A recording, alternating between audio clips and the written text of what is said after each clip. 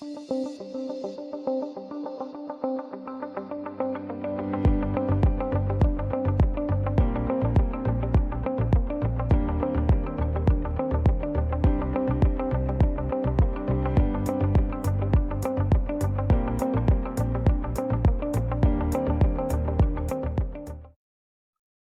going on, guys? Welcome back to the Imperfect Soldier podcast. I'm Slayer Extreme TV, and man, I know y'all been waiting for this episode to come out, and it's been rattling in my brain on what I should talk about. There's so many different topics that I've been wanting to speak on, because the first couple episodes of this podcast is primarily just me venting out everything I've been going through. And one of the things I've been contemplating on is whether or not I should still remain friends with my ex-wife. And that's why we're going to be talking about whether or not you should remain friends with any ex in general. And it's very different for every person in the world, primarily because of situation, especially if you are coming from a divorce, and primarily if you have kids.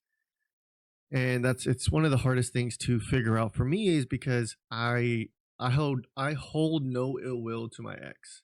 I know a lot of people can, if you've heard like the full story of everything that happened in the last almost 10 months, so since the beginning of January, if you heard what happened, like the full on story outside of just the cliff notes that I've given,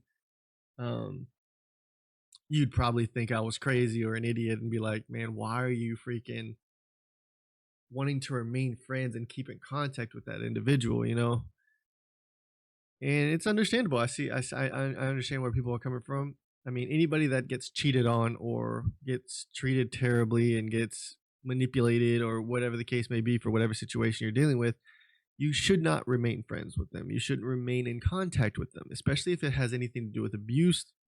Damn sure do not stick around. Don't keep in contact. Delete their number, block social media, whatever the case. If they are an abusive person, get rid of them.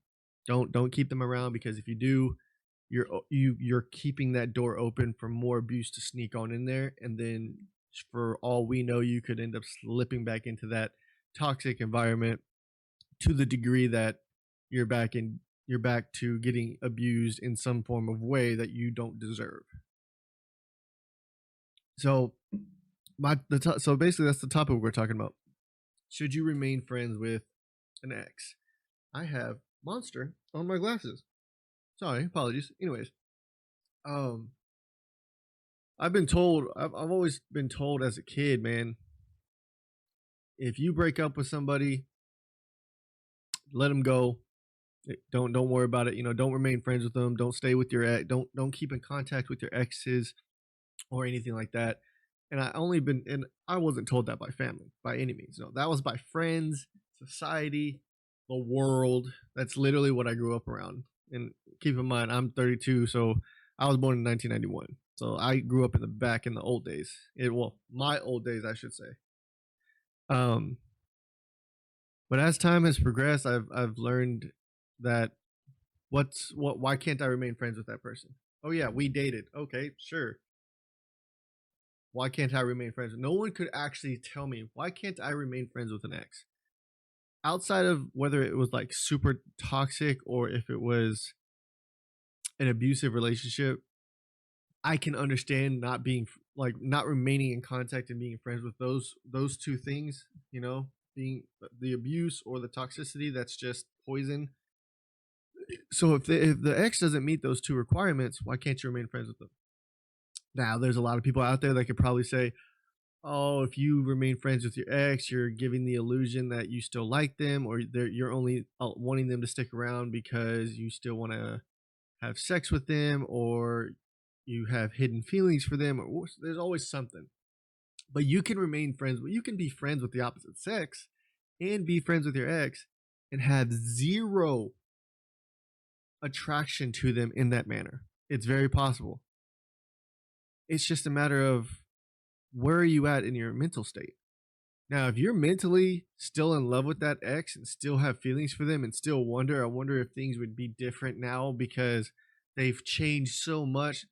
You have two options: go be with that person, go be with that ex that you're still having feelings for, and that you're still contemplating if you should go back to them and see if it works, or just don't be friends with them and move on with your life.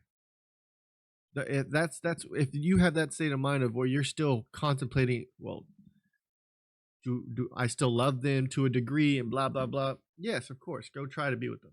Don't be friends with them, because don't be friends with them if you're in another relationship and you still love and like your ex and shit like that, basically, because you're just making it.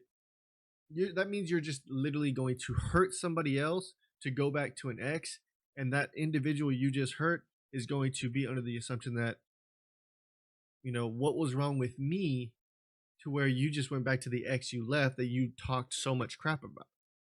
You know what I mean? Now, that normally only pertains to boyfriend and girlfriends. Now, there's times to where in marriages, I've seen it to where a marriage could break up, you can get a divorce, you're separated for so long, and if you have kids involved, it could be a factor in this, but I don't know because I don't have kids personally. Um, and you can literally be divorced, and based on a friend that I know, she was divorced from her ex, got remarried to him, but then it ended up not working out again, and now they're getting another divorce. Like, they tried to work it out after the first divorce, and they came back together after, I don't know the period of time, but they came back together, and now they're getting a divorce, and it basically exploded, and now they just hate each other. But there's ways in marriages to where your ex could end up, you could end up being back with your ex if you truly still have those feelings for you. And the way I take that little story I just said, is they still had remaining feelings for each other until they finally reached a point to where there's nothing there, like nothing, like either one or two, either both of them or just one of them was expecting that it was going to be different, things were going to change, especially with kids and blah blah blah. Nothing changed. That individual, whoever, whatever the reasoning behind why the final divorce came to be, it became one of those. Um, it was the same old things, just worse. That ended up causing everything that caused the first divorce caused the second divorce type of thing. So I'm not saying if you're married, it's a difference. Like if you've been married and you're going through a divorce, it's different. But there's a difference between boyfriend and girlfriend type of crap and marriage type of crap. So if you've been married before, a lot of us are still in good relations, in good, how do I put it? A lot of us are still good friends with our exes. And most of us, not this does not include me, most of y'all out there that are divorced from your exes are good friends now because y'all were better off being friends. Plus, y'all need to build a better relationship because you have kids and you don't want the kids to be like, oh, mom's better or dad's better. Oh, y'all want to have that co-parenting bond that's just phenomenal, to where your new family with your new husband and his new family with his new wife, or whatever the case may be, can come together and be one big happy family with no type of hostility or ill will amongst each other, because everybody's moved on, started a new life, and the only reason why y'all really come back together is because that first marriage had kids. That's the only reason. Now, as for me and my ex, we don't have kids. As much as we tried, it didn't work for whatever reason. I don't know if it was because of me and whether there's something wrong with my body and why it with me. Like, I didn't know if there's anything wrong with me. Pretty much, we didn't know if there's anything wrong with her. We never got tested for that. I do plan on getting tested because I still want kids from my future. But uh, we didn't have kids, so what we considered to be our kids was our dogs. We technically had 4 dogs together, 2 of which we don't have anymore. We gave the first one away, my baby girl Xena. We gave her away when we were going through COVID, and gave it to a family who really needed it because they were, we felt like that was the most. That was the best place for Xena. She had, to play with kids, and she could keep energetic. She was a hyper dog. And then our baby girl, our youngest that we had, Delta, that I had to get rid of, she went to a great family. One of my close friends from back in the day, her aunt took Delta in, and based on what I've heard, she's doing wonderfully. So me and my ex still have two dogs technically together. They are both hers and they are both mine. Yes, I could say, oh well, this one, well, Stella was technically for me and Athena was technically for her. Yeah, we could say that, and you can get all technical and list them. No, they have grown up together to where they have separation anxiety. They are both our dogs. You cannot get one without the other. That's literally how these dogs are right now. And we've tried to split them up before back in the day, whenever we were broken up and just boyfriend and girlfriend, and it was way more stressful on both of the dogs than anything. So we agreed that if I keep the dogs, I got to keep both of them. If she's gonna take one of the dogs, she would have to take it, but the dogs could never come back together, and it would be we would all that. But it would just be a stressful time for Athena because she's the higher stressful dog when it comes to attachment, and attachment issues. So we came down to the agreement that I would keep the dogs, and she and my ex would be able to come by and see the dogs whenever she wanted. If she had the funds to help, that she would help. And in a way, a lot of people could probably look at the friendship that me and my ex are trying to build as, oh, y'all are just friends because of the dogs. Well, yeah, pretty much. There's not much to really keep us together in terms of a friendship, because she did hurt me. She did destroy me, and I did lose damn near everything that I loved, especially her. But it's okay. Like, one of the things that I thought was interesting is that I think it was at the beginning of this month. I was because I was still going through all my mental strains and all the doubts and negativity that I was telling myself. I was really worried that one day my ex would come back, because we're still not divorced yet. We're still in the process of making that happen. Um and we I was worried that she would come back after everything that she's done to me. She would come back saying, I miss you. I still love you. I still want to be with you. I can't be without, all that sobby stuff that a lot of exes do. I've done it before. I mean, everybody's done that sobby, I want you back sob stories. And I was worried that she would end up doing that after she went off, did her own thing for so long, and that I would end up taking her back, because to me, she's still my wife. She's still family. And I will always have that love for her in my heart. But I didn't know if I would take her back because of the crap that she pulled this time around, because this is the type of hurt she put me through in the beginning of the year that I found out and I had to go through with her, and I'm still going through to a degree, with her, which is, well, I can't say to a degree, it's mainly just the divorce part, but it's way different than what we've ever experienced together. And I think I said this in the first episode of the podcast, is I threw all my love at her from the beginning of January, even though she hurt me, all the way until 6 months ago, or was it September? So I want to say sometime in maybe July. Yeah, about July. I want to say, I'm trying to think of the months. Is about July is when I realized, no, say this, yeah. I realized at the beginning of this month, when I got a phone call from her. She was with her boyfriend. She was calling me, asking me questions about certain things that I had an experience in, and wanted some information. And like, after the conversation was over, and like we hung up the phone, I sat down back at this computer and I was like thinking,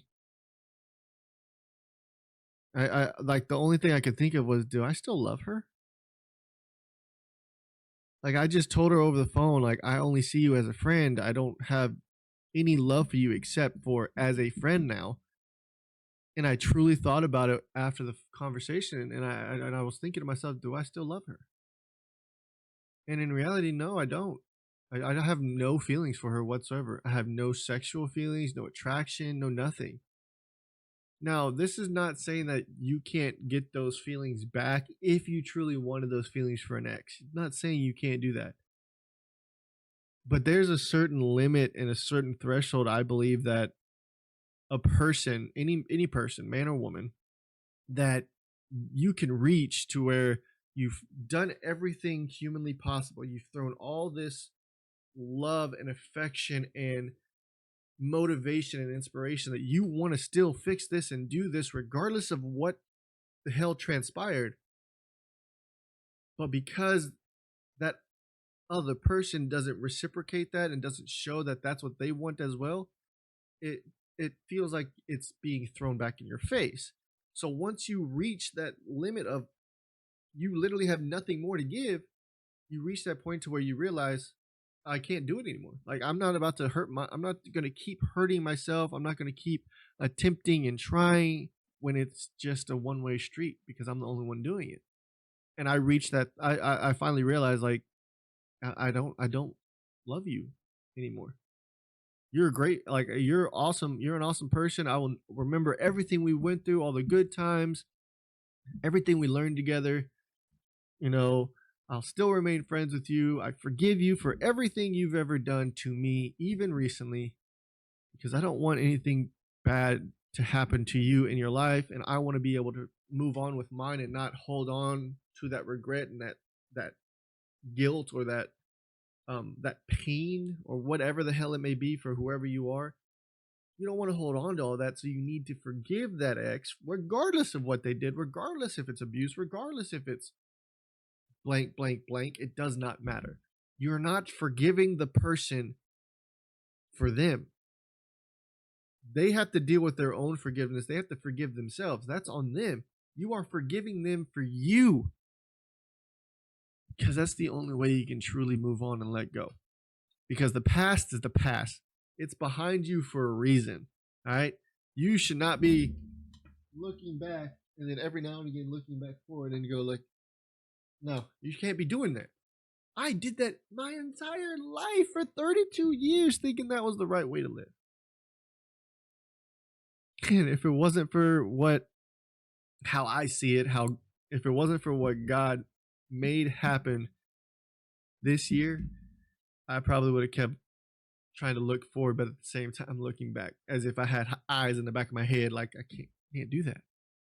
I still have a long way to go, man. I'm not full. I'm healed in terms of relationship pain. I'm healed from all the stuff that happened with my ex. I truly believe I'm ready for a relationship, but I have a different outlook on not only what my role is in the relationship and what I need to do, regardless of where I am in my life, regardless of what level I am in my life. I know where I stand. I know what I'm looking for. I know what my values are. I know what my standards are. And nothing's going to change it. No woman's going to change it. I don't give a damn if you are the hottest woman in the world. I don't give a damn if you're a celebrity that ends up liking me and wants to date me. Like, I have certain values I'm sticking to. I'm trying to change my life to represent what I believe in, which is me, which is God and the Bible. And I'm trying to work my way to be a better believer and truly live the life that God wants me to live and truly live that saved life in because just because I got saved so long ago and I recommitted myself to Christ and all that, that's just the first step. I got to live it. And I never did. I've never lived it. So I'm thankful to a degree, as much as hard as and painful as it may sound. I'm thankful for what I've gone through. Um, I'm not thankful for the pain, but it was a learning experience. Got everything that happened between me and my ex, all the way up until now, and everything that we're gonna deal with in the future. It's all in God's plan. I don't know what you believe in that, and I'm not expecting you to believe the same things I believe. I'm not expecting you to have the same values as I have, or anything like that. If you believe it's not right for you to stay friends with an ex and stay in contact with an ex, especially if it's a divorced type of situation and not just a boyfriend girlfriend situation, that is your own opinion. That is your own preference. That is something that you just believe is the right way to go. Um, as for me, out of everybody I've ever dated in life, I do keep in contact with some exes, primarily because I don't have feelings for them anymore. And if I still have feelings for an ex, I won't talk to them or at all. Like I'll let go of them completely if I know that if I stay in contact with them, I'm gonna end up going back to them, because that's not fair to the next person I'm with. If I'm still in love with my ex and I'm still in contact with them when I'm trying to move on and figure out if this new person's the person that I can be with, type of thing. So, like for me, it's one of that's how it is. That's how I see it. That's how I'm going to do it. And I hope and pray that the next person that I end up dating and hopefully marrying in the future understands that as long as I have these dogs and everything like that, I will remain in good standing in contact with my ex-wife, because she is to me still family, regardless of what she did. I don't want to. I used to talk very negative about my exes and the things they've done, because I've always been cheated on for the most part. But I realized as I got older, like I can't talk bad about my exes, because that's stupid. Because what am I gonna? They're still a wonderful person. They still have great person. They still have good and wonderful traits about themselves that make them a good partner. They just made mistakes, and I had to learn that as an adult, because I used to talk smack, so much smack as a kid and as a teenager, and that's probably why I can't haven't kept in contact with a lot of those exes from those high school days and everything, because I was an asshole. And as much as I'm trying to stop cussing. There's some cuss words that just fit, and that's one of them. Um, and to me, it's not a cuss word, and it's not a cuss word unless you use it in a specific context to insult and hurt somebody. That wasn't me insulting or hurting anybody. That was just me describing literally what I was back in the day, and that's literally what it was. This episode's probably not going to be that long, man. I want to hear y'all's opinion. Give me what your thoughts, your experiences. If you have a story, tell me a story, man. Um, do you think do you think it's possible to remain friends with an ex?